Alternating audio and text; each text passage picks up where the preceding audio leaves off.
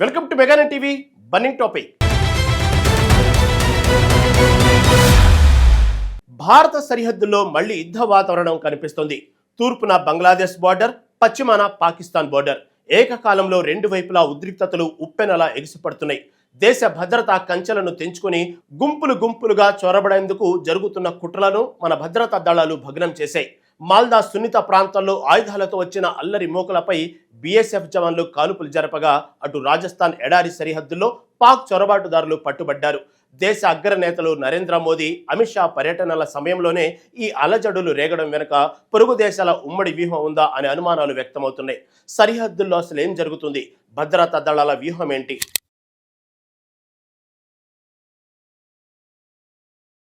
భారతదేశ సరిహద్దుల్లో ఒక్కసారిగా ఉద్రిక్త మేఘాలు కమ్ముకుంటున్నాయి. తూర్పున బంగ్లాదేశ్ సరిహద్దులతో పాటు పశ్చిమాన పాకిస్తాన్ బోర్డర్లోనూ అలజడి రేగుతోంది. రెండు వైపుల నుంచి ఏకకాలంలో చొరబాట్లకు ప్రయత్నాలు జరగడం దేశవ్యాప్తంగా తీవ్ర చర్చనీయాంశంగా మారింది. సరిహద్దుల్లో ఏర్పాటు చేసిన రక్షణ కంచెలను తెంచుకొని మన దేశంలోకి రావడానికి కొందరు తీవ్రంగా ప్రయత్నిస్తున్నారు. ఈ రెండు దేశాల సరిహద్దుల పరిణామాలను గమనిస్తే పొరుగు దేశాలు ఉమ్మడిగా ఏదైనా కుట్ర పన్నాయా అనే అనుమానాలు వ్యక్తమవుతున్నాయి. దేశ భద్రతను దెబ్బతీసేందుకు వ్యూహాత్మకంగానే ఈ అల్లర్లకు తెరతీసినట్లు కనిపిస్తోంది. సరిహద్దు రక్షణను సవాల్ చేస్తూ అక్రమంగా దేశంలోకి అడుగుపెట్టాలని చూస్తున్న ముఠాల ఆట కట్టించేందుకు భారత్ బలగాలు సిద్ధమయ్యాయి. శాంతి భద్రతలకు విఘాతం కలిగించాలనే పొరుగు దేశాల దుష్ట సంకల్పం ఈ సంఘటనలతో స్పష్టమవుతుంది. ఇలాంటి క్లిష్ట సమయంలో జాతీయ భద్రతకు అత్యధిక ప్రాధాన్యత ఇవ్వడం ఎంతైనా అవసరం. సరిహద్దు పొడవునా రక్షణ గోడలను మరింత బలోపేతం చేయాల్సిన సమయం ఆసన్నమైంది. శత్రువుల ఎత్తుగడలను ముందే పసిగట్టి తిప్పికొట్టడంలో మన భద్రతా దళాలు అప్రమత్తంగా వ్యవహరిస్తున్నాయి.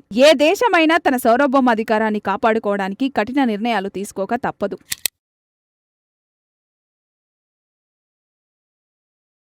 తూర్పు సరిహద్దుల్లో చొరబాట్లకు అడ్డుకట్ట వేసేందుకు భారతదేశం కంచె నిర్మాణ పనులను ముమ్మరం చేసింది. గతంలో అనేక సున్నిత ప్రాంతాల్లో రక్షణ కంచె లేకపోవడం వల్ల అక్రమ వలసలు విపరీతంగా పెరిగిపోయాయి. ఆ భద్రతా లోపాలను సరిదిద్దేందుకు ఇప్పుడు ప్రభుత్వం పనులను వేగవంతం చేస్తోంది.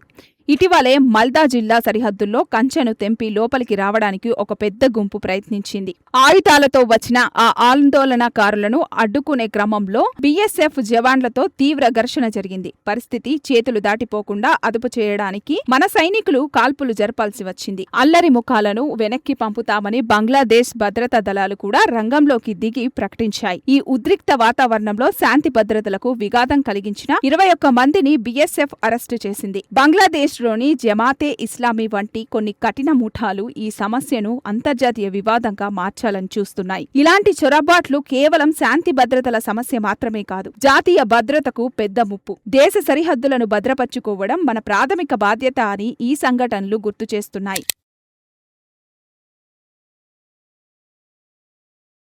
ఇక మరోవైపు పశ్చిమ సరిహద్దుల్లోనూ రాజస్థాన్ ఎడారి ప్రాంతంలోనూ పాకిస్తాన్ చొరబాటుదారుల కదలికలు కలకలం రేపాయి. జైస్లేమర్, బికానీర్ ప్రాంతాల్లో సరిహద్దు కంచెను దాటేందుకు ప్రయత్నించిన 4 పాకిస్తానీలను సైన్యం పట్టుకుంది. భారతదేశంలోకి ప్రవేశించి ఎలాంటి విద్రోహ చర్యలకు మీరు వ్యూహం రచించారనే కోణంలో దర్యాప్తు సాగుతుంది. అదే సమయంలో సరిహద్దుకు అత్యంత సమీపంలో ఉన్న అక్రమ కట్టడాలపై ప్రభుత్వం ఉక్కుపాదం మోపుతుంది. నిబంధనలకు విరుద్ధంగా 15 కిలోమీటర్ల పరిధిలో నిర్మించిన మసీదు మదారసాలను తొలగిస్తున్నారు. అందులో భాగంగా రాజస్థానీలోని మలానా గ్రామంలో ఒక మదారసాను అధికారులు పూర్తిగా కూల్చివేశారు. సుమారు 300 మందికి ముందే నోటీసులు ఇచ్చినా స్పందించకపోవడంతో బుల్డోజర్లతో చర్యలు తీసుకున్నారు. జాతీయ భద్రత దృష్ట్యా సరిహద్దు ప్రాంతాల్లో ఇలాంటి ఆక్రమణలు ఉంచడం ప్రమాదకరమని భావిస్తున్నారు. అక్రమ నిర్మాణాల వెనుక ఉన్న అసలు శక్తులెవరో తేల్చేందుకు నిఘా వర్గాలు రంగంలోకి దిగాయి. శత్రువుల వ్యూహాలను తిప్పికొడుతూ సరిహద్దు గ్రామాల భద్రతను పటిష్టం చేయడంపై ప్రత్యేక దృష్టి పెట్టారు. ఎలాంటి అలసత్వాన్ని సహించకుండా దేశ సరిహద్దులను శత్రు దుర్భేద్యంగా మార్చే ప్రక్రియ వేగంగా సాగుతోంది.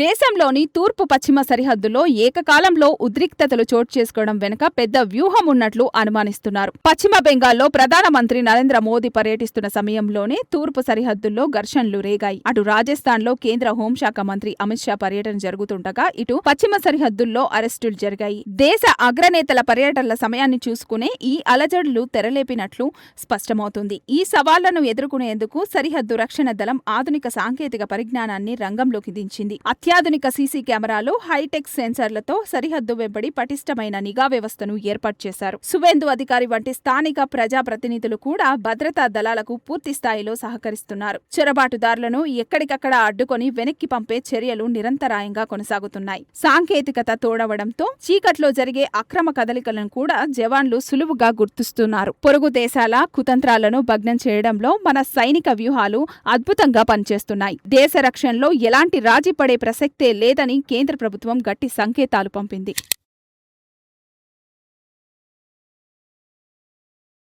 సరిహద్దులను రక్షించుకోవడం ఏ సార్వభౌమ దేశానికైనా అత్యంత కీలకమైన ప్రాథమికమైన బాధ్యత. నిరంతర చొరబాట్లు, అక్రమ వలసలు, స్మగ్లింగ్ వంటి దుశ్చర్యలు మన దేశ అంతర్గత భద్రతకు తీవ్ర ముప్పును కలిగిస్తాయి. ఇలాంటి సవాళ్లను సమర్థవంతంగా ఎదుర్కొనేందుకు శాశ్వత కంచె నిర్మాణం, నిఘా వ్యవస్థలు అత్యంత అవసరం. దేశ సరిహద్దులను కాపాడే BSF వంటి రక్షణ బలగాలు ఎల్లప్పుడూ చట్టబద్ధంగా, నియంత్రితంగా వ్యవహరిస్తాయి. గుంపులుగా వచ్చి దాడి చేయడం, రక్షణ కంచెలను తెంచడం వంటి తీవ్ర పరిస్థితుల్లో ప్రయోగం అనేది చివరి మార్గం కావాలి. మానవీయ కోణాన్ని మరవకుండానే దేశ రక్షణ విషయంలో కఠినమైన నిర్ణయాలు తీసుకోవాల్సిన ఆవశ్యకత ఎంతైనా ఉంది. సరిహద్దుల్లో శాంతిని నెలకొల్పడానికి పొరుగు దేశాల ప్రభుత్వాలతో దౌత్యపరమైన సమన్వయం కూడా ఎంతో అవసరం. ఉద్రిక్తతలను తగ్గించేందుకు అంతర్జాతీయ సరిహద్దు నిబంధనల ప్రకారం ఇరు దేశాల దళాలు చర్చలు జరపాలి. ఒకవైపు సైనిక అప్రమత్తతను కొనసాగిస్తూనే మరోవైపు దౌత్య మార్గాల ద్వారా సమస్యలను పరిష్కరించుకోవాలి. శాంతియుత వాతావరణం నెలకొనేలా చూస్తూనే శత్రుముఖాల చొరబాటు ప్రయత్నాలు పూర్తిగా అణచివేయాలి.